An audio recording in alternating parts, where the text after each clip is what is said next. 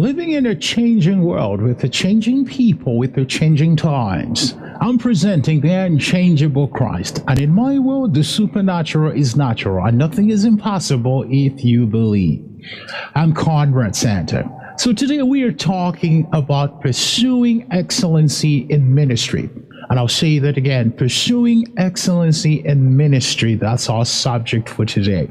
And with Jeremiah chapter 1, verse 5, the Bible declares that you are called before you were formed in your mother's womb. God knew you exactly, and he knew exactly. He anointed you specific for that purpose that you have there. So don't start to look to the other side.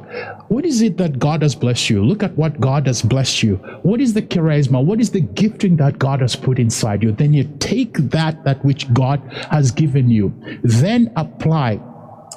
Do it with excellency. Everything that God has given you to do it as unto the Lord, not as unto man or to somebody. Do it with excellency, not crappy kind of job, but like just running up and down. No. Take your time. Make sure, God, I thank you in this little storefront church you've put me. Maybe it's in a big cathedral. You say, God, I thank you for this cathedral. Maybe it's a mid-sized church somewhere. God, I thank you. If it's 10 people, if it's 20, if it's 500, 1,000, 10,000 people, 2,000. Thank God for wherever you are. With what you have, the Bible declares that be faithful with what God has given you. So wherever you are, whatever context you are in, begin to thank God and begin to apply that. How can I improve? How can I do the best that I can to my knowledge to do it for God? Remember, because God called you, it's you he called. There's so many people upon the surface of the earth here. There's about almost 8 billion people. We'll be talking about that in just a second. But now,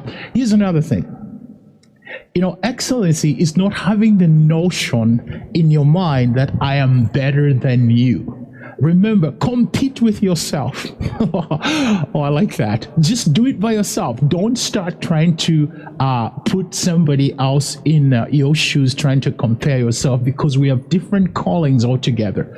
Let me say a little bit more about that. So what I go through and what you're going through, they're totally different things that we all go through, because God knows you. He knows the past, the present, and the future. And therefore, if it's God, when God is calling you, he knows specifically where he wants to take you. And he knows exactly the training that you have to go through to get to where you're going, and to train you according to the task that you have ahead of you. Maybe let me say it this way. If you're going to be a medical doctor, you're not going to go and take you're not going to go into the flying school. You're going to go to the medical school to study specifically about medicine. Now, you're going to be crazy if you're a doctor. You're going to be a medical doctor. You're trying to take a course for a special commando, special forces, or the GKK commando of Malaysia, or the Green Beret of the US, or maybe the mercenaries, the special forces of Canada, or anything. So you're going to be doing something wrong, because you're trying to take a course that does not apply to you. So you stay in your field and make sure you study about your field. What am I saying? I'm saying that when God is calling you, what you go through, he knows exactly the task that he has prepared you for, and everything that you go through is to prepare you for the task that is coming ahead. And many of us, we don't like that. So we want to be like the other guy, but you can't be like that one. He has gone through his troubles, and your troubles are not the same. My ministry and your ministry is made out of my successes and failures. I've done a lot of goof. I've made a lot of mistakes. I have mistakes by the truckload. And it's God is using those mistakes to put me into the place where he's putting me now, to take me into a specific place, into the task that he has called me to do. Now, all those mistakes, my successes are made out of all my failures, and that's where God is putting me. So if somebody's trying to be like me, it's going to be very hard because they can't be me. I can't be like them. We are all unique the way God created us. And so you can't say, I'm better than you. I'm better. We're all created in the image of God. We all drink from the same cup. We all are sons of God. We all are branches, and Jesus is the vine. We are the branches. So this other branch can say, this branch over here can say, I'm better than the other one. Or this fruit says, I'm better than this fruit. That's a wrong notion. That's the work of the enemy that is trying to divide the people of God. Please, people of God, understand that you are unique the way God has called you. Begin to celebrate your uniqueness. Don't admire others. I'll tell you something. If you find your calling, you find that calling, you find what God has called you specifically to do, and you begin to run with what God has called you to do, I tell you that people are going to look at you.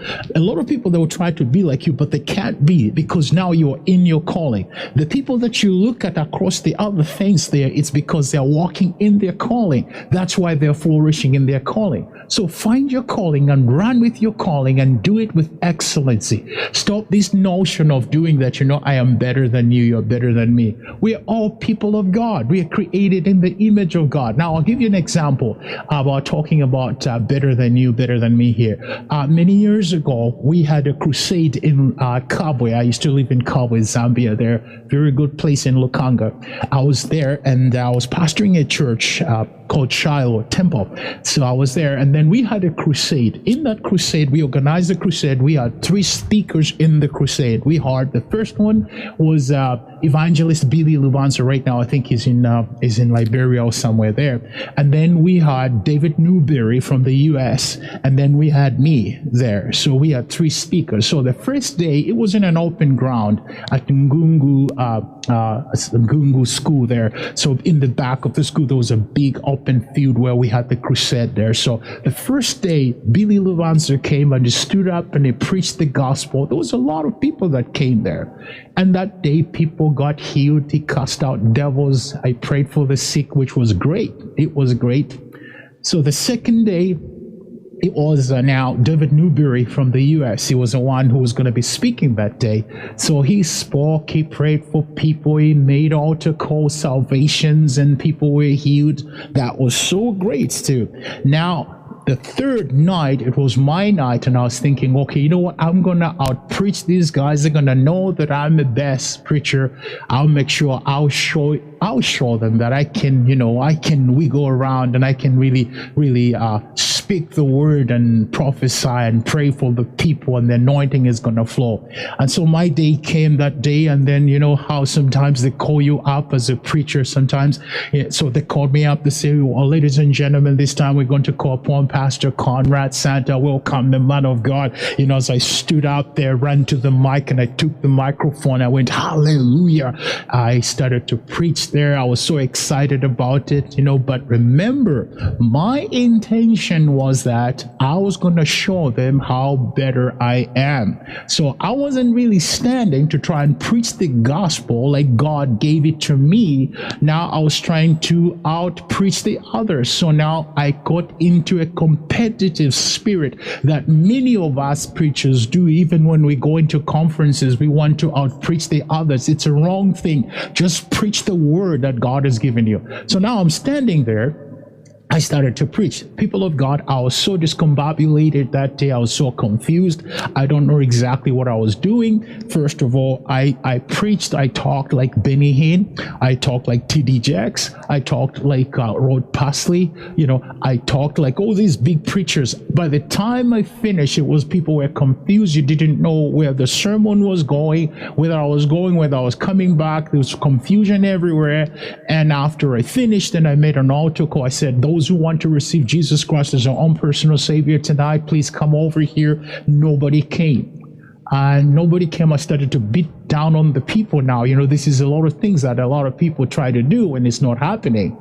And I was feeling so bad now. I'm thinking, what's going on here? I tried to pray for the people, and nobody got healed. Nothing happened, really. So I closed up, and I just went and sat down at the back of the stage there, and Billy came and stood up and he called people. The people came.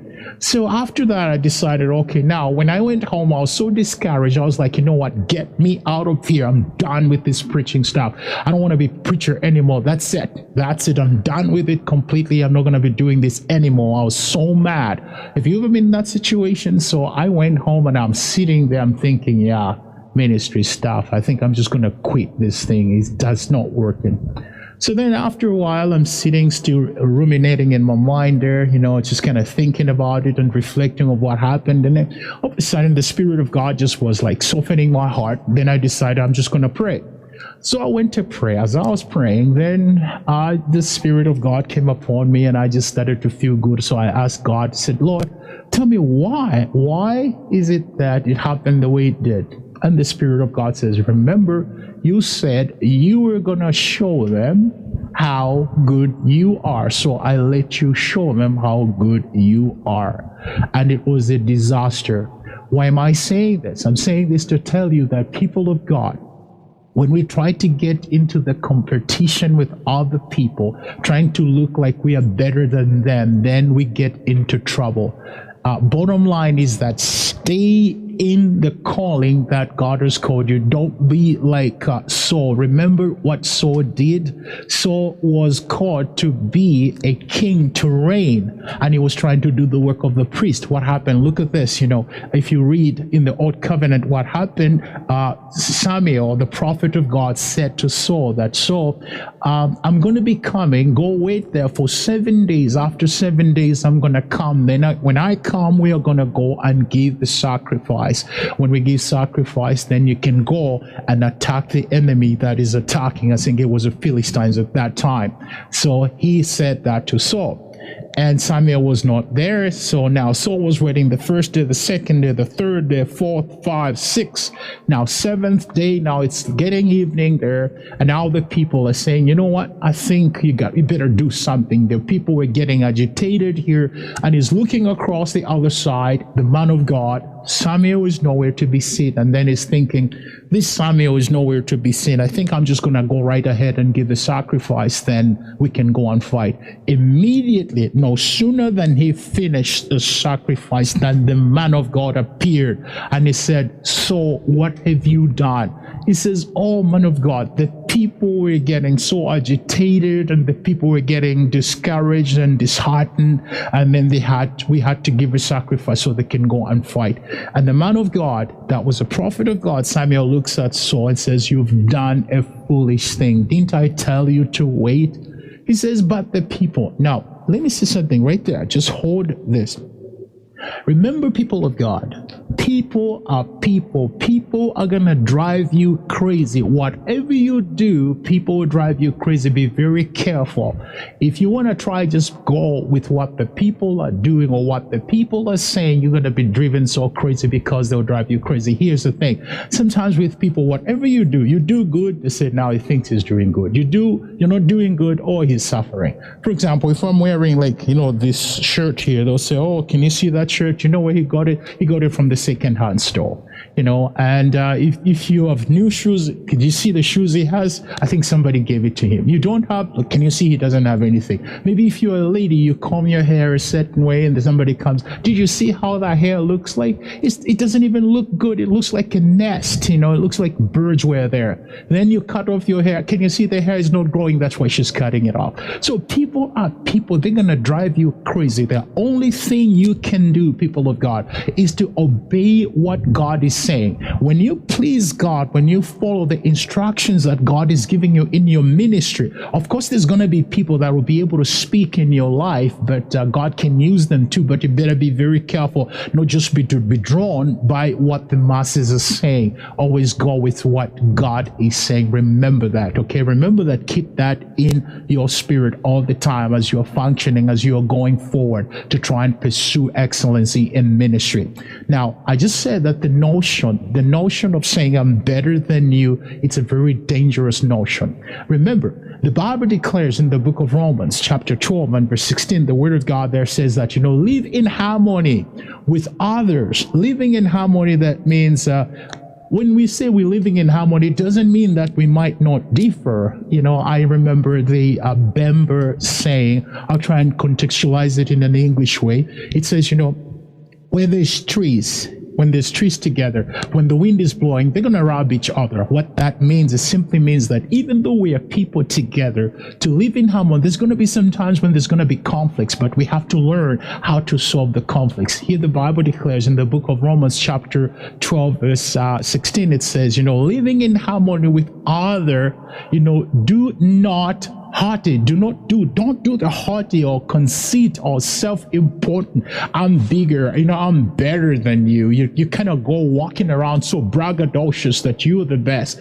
That's not it. If you always think that you're the best, or maybe if you're driving, you think you're the fastest driver in the world, there's always somebody who can drive faster than you. Bottom line is, don't compare yourself with others. Don't try to be braggadocious and try to stand up and try to say you are the best, because everybody's the best in what God does called them to be. Be the best. What we're trying to say here when we talk about the excellency is that pursue excellency. In other words, be the best in whatever God has called you. For example, maybe if you're working in a store, maybe you're not in ministry, you're working in a store, maybe or at McDonald's, or maybe Kentucky Fried Chicken, or maybe Subway, or any place where you're working, or maybe Nando's or some stuff like that. You're flipping hamburgers. You know what?